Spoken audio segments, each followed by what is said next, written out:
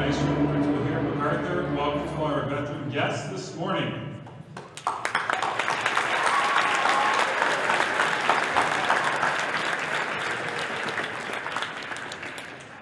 Today is a day that we set aside to honor the courage, sacrifice, and dedication for all that have served in our armed forces. While we probably should carry that gratitude for our veterans in our hearts every single day, this special day at MacArthur holds unique significance just before tomorrow, November 11th. As you'll hear from our student speakers later this morning, Veterans Day marks the anniversary of armistice, which ended World War I, reminding us of our freedoms that we come to enjoy each day today. Today, we pause to say thank you to the veterans here with us and to honor the memory of those who are no longer with us.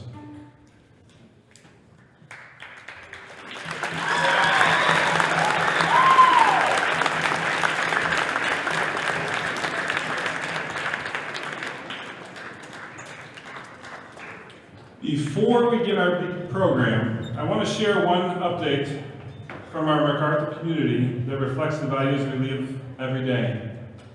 Since our last Veterans Day ceremony, our school has earned recognition two-time National Banner Unified School for Inclusion with a banner over on the wall. It's an honor that reflects our commitment to ensuring every student belongs and has a voice. With that spirit of inclusion is woven throughout today's ceremony. Before we begin the music, our unified students over in the corner will join us in leading the Pledge of Allegiance, along with our talented band, chorus, and orchestra, performing our patriotic selections, including the Star Spangled Banner. Yes, we'll have an encore for you afterwards. And we'll hear some remarkable student speakers that remind us about why today matters and the history of Veterans Day. For those of you just joining us in the gym, our morning started this morning with a breakfast hosted by Student Senate and orchestra, really demonstrating the service and gratitude of the values that we don't just talk about, but we live them here at MacArthur. Now, a lot of times in our gym, our assemblies, we like to have a good time and we get loud, but I want you to really closely listen to the words and the music you'll experience today. Our students have worked hard to create a ceremony worthwhile for our heroes that are in our room today. The veterans that are present with us today, thank you for your service.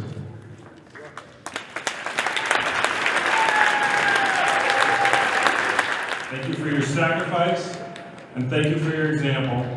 You are the reason we stand here today. And now on to the best part of today, starting off with our speeches. Kevin Nelson de Torres.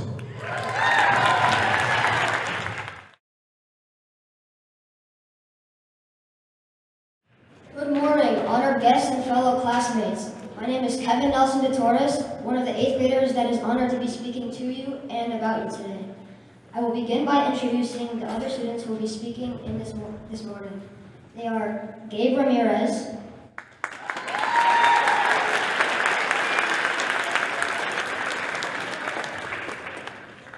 Chico Kavankar,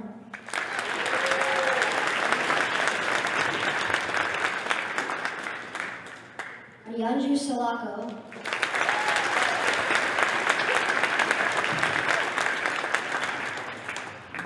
and our Unified Advisory.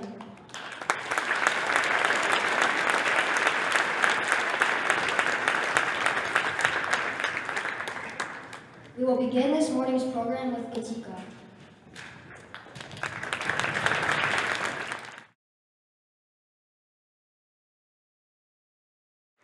The origin of the Pledge of Allegiance.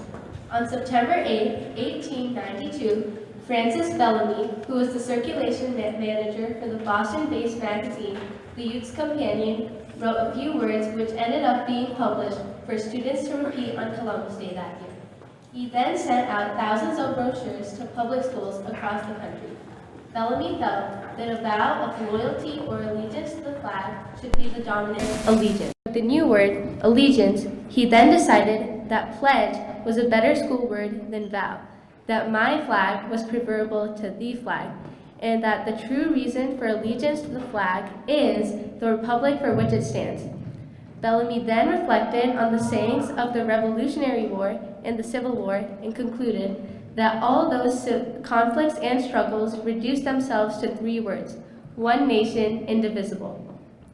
On October 12, 1892, 400 years after Columbus's arrival in the Americas, more than 12 million children recited the Pledge of Allegiance, thus beginning a required and meaningful school day ritual that continues today. At the first National Flag Conference in Washington, D.C. on June 14, 1923, a change was made. For clarity, the words, "the flag of the United States," replaced "my flag." In the following years, various other changes were suggested, but were never formally adopted. It was not until 1942 that Congress officially recognized the Pledge of Allegiance. In June of 1954, an amendment was made to add the words, "under God." Then, President Dwight D. Eisenhower said, "In this way, we are reaffirming the transcendence of religious faith in America's heritage and future. In this way, we still constantly strengthen those spiritual weapons which forever will be our country's most powerful resource in peace and war." Thank you. It's my pleasure to introduce Gabe.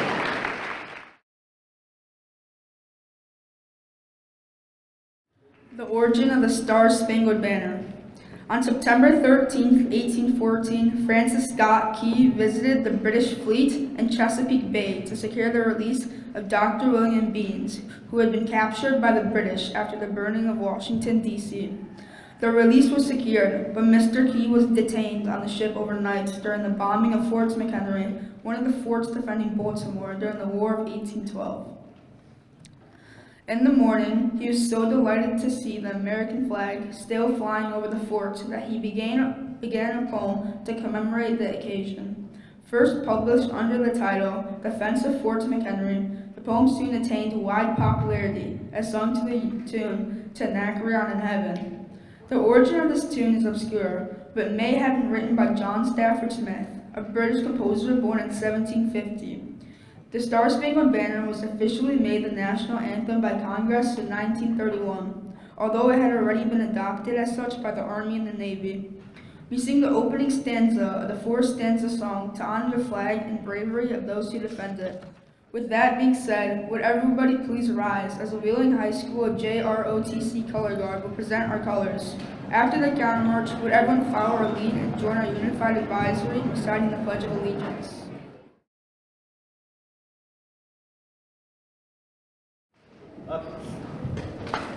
Up, right, others, alt, left, ace, freeze, and others. Flag of the United States of America. To the republic for which it stands, one nation, under God, indivisible, with liberty and justice for all.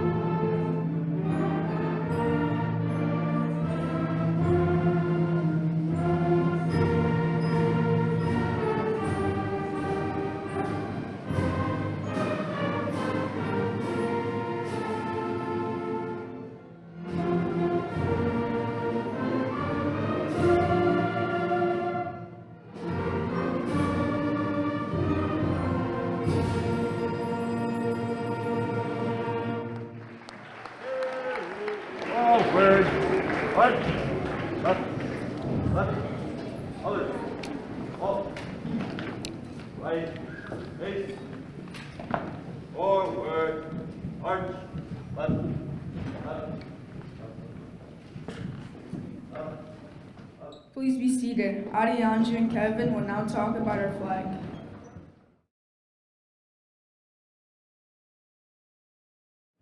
Evolution of the United States flag.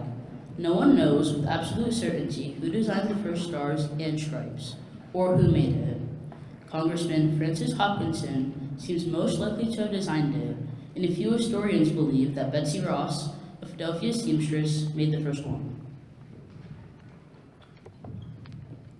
Until the executive order of June 24th, 1912, neither the order of the stars nor the proportions of the flag were prescribed. Consequently, flags dating before this period sometimes show unusual arrangements of the stars in odd proportions, these features being left to the discretion of the flag maker. In general, however, straight rows of stars in proportions similar to those later adopted officially were used. There are 5 principal acts affecting the flag of the United States. The first Flag Act was passed by the Continental Congress on June 14, 1777, in order to establish an official flag for the new nation.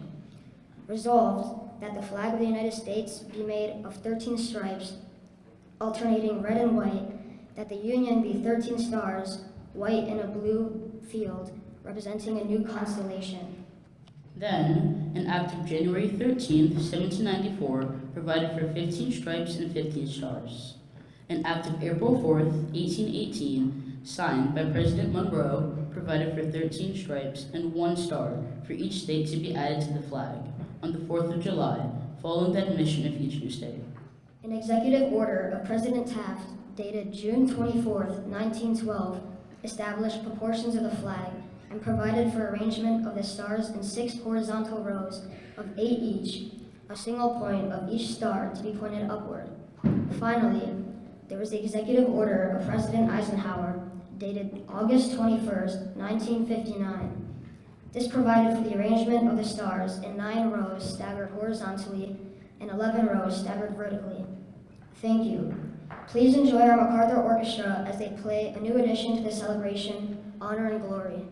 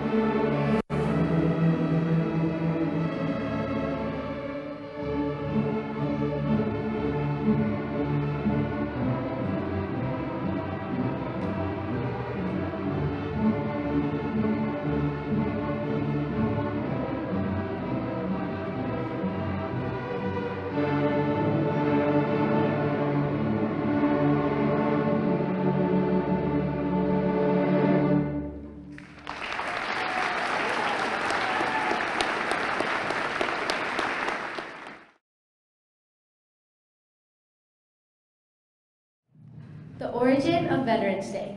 In 1921, an unknown World War I American soldier was buried in Arlington National Cemetery. This site, on a hillside overlooking the Potomac River in the city of Washington, D.C., became the focal point of reverence for America's veterans. Ceremonies have occurred earlier in England and France, where an unknown soldier was buried in each nation's highest place of honor. In England, Westminster Abbey, and in France, the Arc de Triomphe. These memorial gestures all took place on November 11th, giving universal recognition to the celebrated ending of World War I, fighting at 11 a.m., November 11th, 1918, the 11th hour of the 11th day of the 11th month. The day became known as Armistice Day. Armistice Day officially received its name in America in 1926 through a congressional resolution. It became a national holiday 12 years later by similar congressional action. If the idealistic hope had been realized that World War I was the war to end all wars, then November 11th might still be called Armistice Day. But only a few years after the holiday was proclaimed, war broke out in Europe. 16.5 million Americans took part. 407,000 of them died in service, more than 292,000 in battle.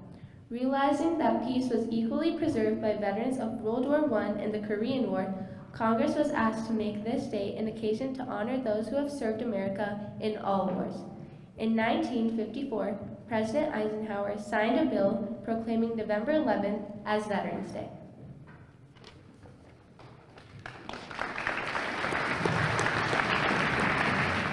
On Memorial Day, 1958, two more unidentified American war dead were brought from overseas and buried in the plaza beside the unknown soldier of World War I. One was killed in World War II, the other in the Korean War. In 1973, a law passed providing burial of an unknown American from the Vietnam War, but none were found for several years. In 1984, an unknown serviceman from the Vietnam War was placed alongside the others. To honor these men, representative of all Americans who gave their lives in all wars, an Army Honor Guard from the 3rd U.S. Infantry keeps day and night watch at the gravesite. A law passed in 1968 changed the national celebration of Veterans Day to the 4th Monday in October. It soon became apparent, however, that November 11th was a day of historic significance to many Americans. Therefore, in 1978, Congress returned the observance to its traditional date, November 11th. The focal point for official national ceremonies for Veterans Day continues to be the Memorial Amphitheater built around the tomb of the unknown soldiers. At 11 a.m. on November 11th, a combined color guard representing all military services executes present arms at the tomb. The nation's tribute to its war dead is symbolized by the laying of a presidential wreath. The bugler plays taps. The rest of the ceremony takes place in the amphitheater. Every year, the President of the United States urges all Americans to honor the commitment of our veterans through appropriate public ceremonies, this being one of them. Thank you. In just a moment, the MacArthur Concert Band will perform Marches of the Armed Forces. After that, Adyanju and I will share a powerful poem with us. It is my pleasure now to introduce the MacArthur Concert Band. And veterans, please stand as able when you hear your fight song.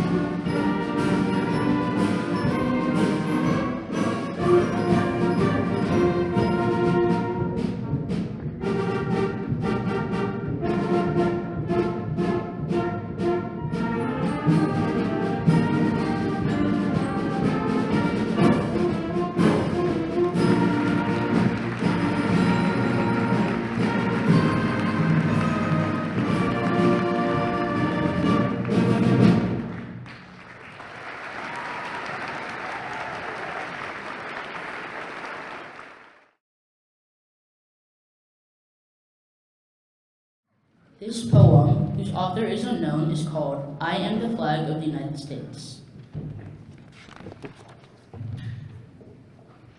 I am the flag of the United States of America. My name is Old Glory. I fly atop the world's tallest building. I stand watch in America's halls of justice. I fly majestically over institutions of learning. I stand guard with power in the world. Look up and see me. I stand for peace, honor, truth, and justice. I stand for freedom. I am confident. I am arrogant. I am proud. When I am flown with my fellow banners, my head is a little higher, my colors a little truer. I bow to no one. I am recognized all over the world. I am worshipped, I am saluted. I am loved, I am revered. I am respected, and I am feared. I have fought in every battle of every war for more than 200 years. I was flown at Valley Forge, Gettysburg, Shiloh, and Appomattox. I was there at San Juan Hill, in the trenches of France, in the Argonne Forest, in Anzio, Rome, on the beaches of Normandy, in Guam, Okinawa, in Korea, Vietnam, Iraq, and Afghanistan know me. I was there, and I am still there. I led my troops. I was dirty, battle-worn, and tired, but my soldiers cheered me, and I was proud. I have been burned, torn, and trampled on the streets of countries I have helped set free. It does not hurt me, for I am invincible. I have been soiled upon, burned, torn, and trampled in the streets of my own country. And when it's done by those whom I've served in battle, it hurts. But I shall overcome, for I am strong. I have slipped the bonds of earth and stood watch over the uncharted frontiers of space from my vantage point on the moon. I have borne silent witness to all of America's finest hours, but my finest hours are yet to come. When I am torn into strips and used as bandages for my wounded comrades on the battlefield, when I am flown at half-mast to honor my soldier, or when I lie in the trembling arms of a grieving parent at the grave of their fallen son or daughter, I am proud. Thank you. Gabe will join me to share a story called Who is a Veteran? Now please, welcome again the MacArthur Chorus as they perform God Bless America. Please sing along with me.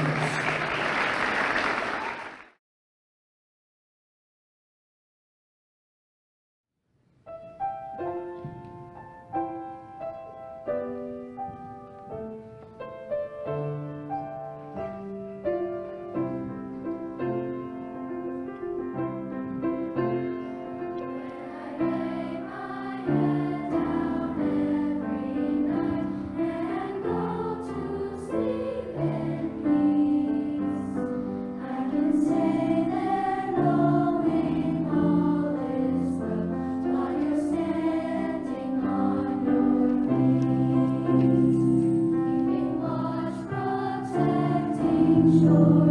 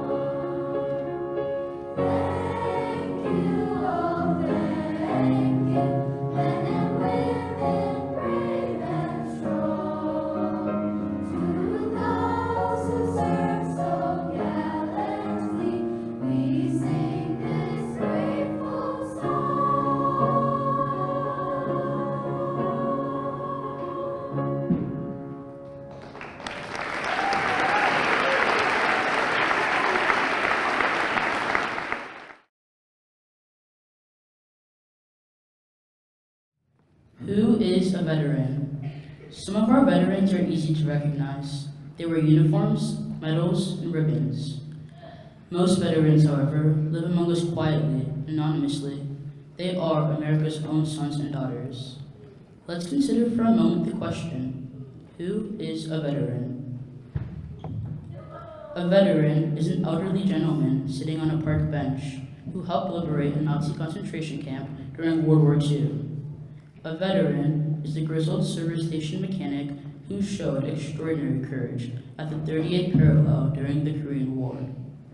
A veteran is the nurse taking care of newborns in a hospital nursery who once bandaged burned and bloody limbs at Da Nang during Vietnam. A veteran is a POW who once returned home to face a culture he didn't recognize, and how he finds himself able at last to tell his story to his adult children. A veteran is a police officer driving her patrol car through the neighborhood who spent 6 months in Saudi Arabia making sure armored personnel carriers didn't run out of fuel during Desert Storm. A veteran is the older college student who braved the heat and terrorists while in Iraq or Afghanistan during Operation Enduring Freedom. On Veterans Day, we honor all people who served in our armed forces. They stand proudly in the timeline of history. Many war heroes and visionary military leaders stand in this line of selfless service. Some bear visible signs of their bravery and service. Others carry inner signs, a soul forged and shaped by battle. Today, we offer special recognition to veterans who faced the horrors of war, and especially those who gave up their lives in service to the nation. They and their families deserve our highest praise and eternal gratitude. We remember and salute all fallen heroes today and thank their families for their ultimate sacrifice. A veteran, however, is not only someone who fought in a war. Listen to the words of a staff sergeant who served during Desert Storm. I greatly admire and respect my heroes and friends in the desert for their courage, stamina, and superb performance during Desert Storm. Yet let's not discount the accomplishments of all who stayed back in the garrisons and training fields in America. We also served, yet in ways that don't grab headlines. We kept on doing what we were paid to do, train soldiers. We played a critical role in caring for the families left behind. We helped ensure that thousands of Guard and Reserve soldiers were fit to fight. We took on the rare area workload which needed to be done right. These are powerful words and true ones, and let's not forget to honor the many other veterans who served during peacetime and those who deployed during operations other than war. All soldiers commit to putting their lives on the line. Members of the National Guard continue to put themselves in harm's way, aiding with disaster and hurricane relief efforts every year. As we saw in Mogadishu, Somalia, and at the American Embassy at Nairobi, Kenya, soldiers die in operations other than war. All soldiers train and maintain a constant state of readiness so that whenever the nation needs them, they are ready to serve and, if necessary, to fight and die for the country. Therefore, on Veterans Day, we recognize and honor the many veterans who supported our war fighters as well as all soldiers who served during peacetime. We recognize the fullest possible definition of the term veteran as any person who has served in the armed forces, past and present, at home and abroad, in peacetime and in war, in an active duty, in the Army Reserve, and in the Army National Guard. We honor them today as we have for many years. We owe all American veterans a profound debt of gratitude. The freedoms and opportunities we enjoy today were bought and paid for with their devotion to duty and their sacrifices. Your contributions and acts of selfless service make a profound difference in our world. We praise you, we honor you, and we thank you. It is my pleasure to introduce Dr. Nystrom and Mr. Caper, who will introduce our veterans here today. Veterans, if you're able, please stand when you are recognized.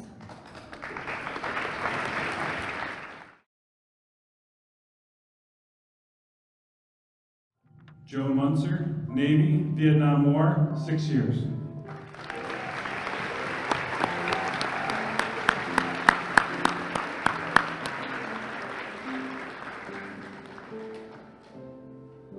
Ron Willard, Army, Vietnam War, and Germany.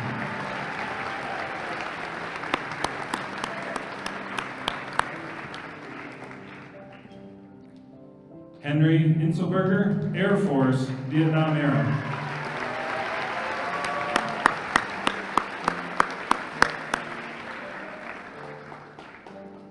John Tornabene, Navy, recently returned.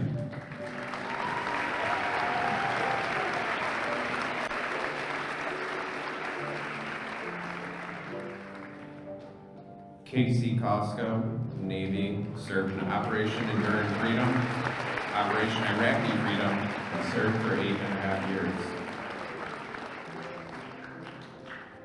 Jim Parker, Air Force, served in Vietnam War, served for 6.5 years.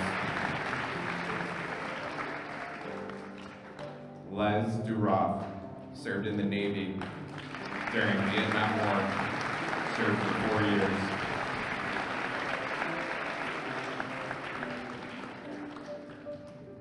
Ron Valchek served in the Air Force during Vietnam War and served for 4 years.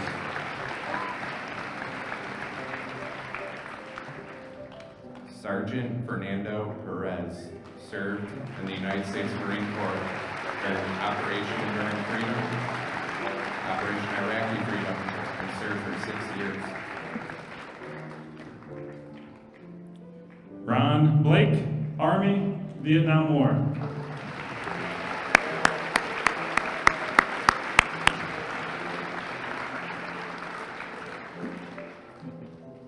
Jay Katzman, Air Force, Coast Guard, Vietnam War.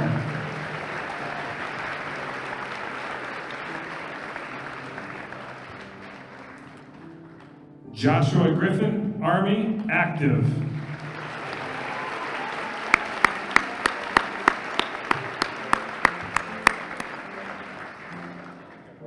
Mike Ryan, Marine Corps, Vietnam War.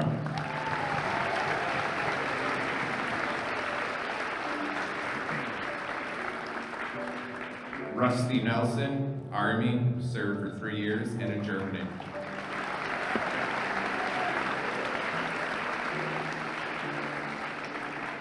Casey Baccarat, Army, Vietnam War, served for 6 years.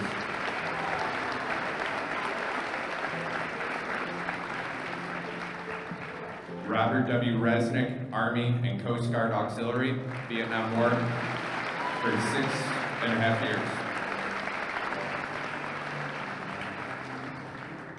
Michael Relax, Air Force, Vietnam War, for 4 years.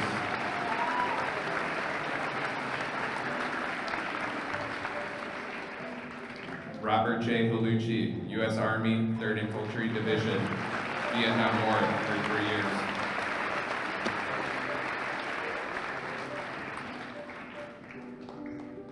Ray Lindbach, Army, Airborne, Vietnam War.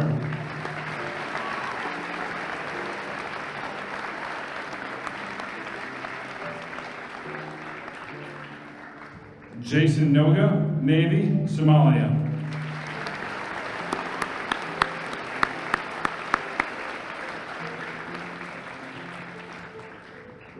Bill Starr, Army, Vietnam, Bosnia, Kosovo.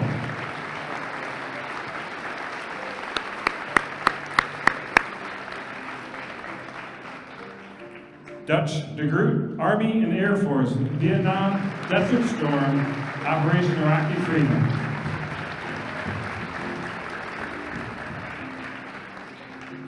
Donald Noascono, Marines, Vietnam War.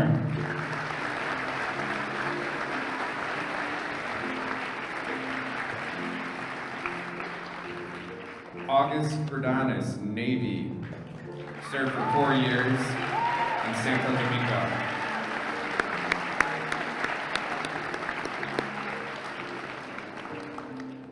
David Gayton, Marine, served for 4 years in an Operation Enduring Freedom.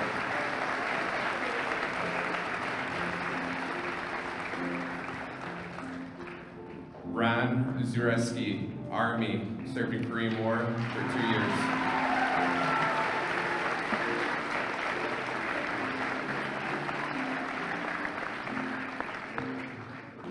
and our own Marauder, Charles Vosis, Navy.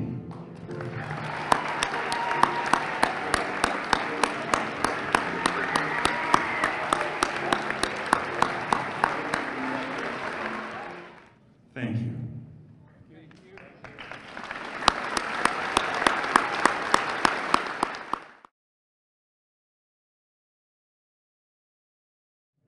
I wish we could keep the ceremony going to honor you more, but the kids have to get back to class. I know they're really missing that opportunity right now. But I do want to close with one thing. And I think you can see behind me the size of our band and orchestra at MacArthur and our chorus seems to grow every single year. Because it's not just our VIM program or our sports or our clubs or our activities, but our Marauders are always engaging with their community. Over 85% of our kids are involved in at least one club or activity, and 60% of them are involved in 2 or more. They just show up. Now this pales in comparison to your service and just showing up in whatever capacity you did, in past or present. But I think at this young age, I hope it's their first step. Serving breakfast, sacrificing their time to practice and play, and really putting on a performance through speeches and music, and hopefully embracing all of you for one last act here before your big day tomorrow. Thank you, veterans.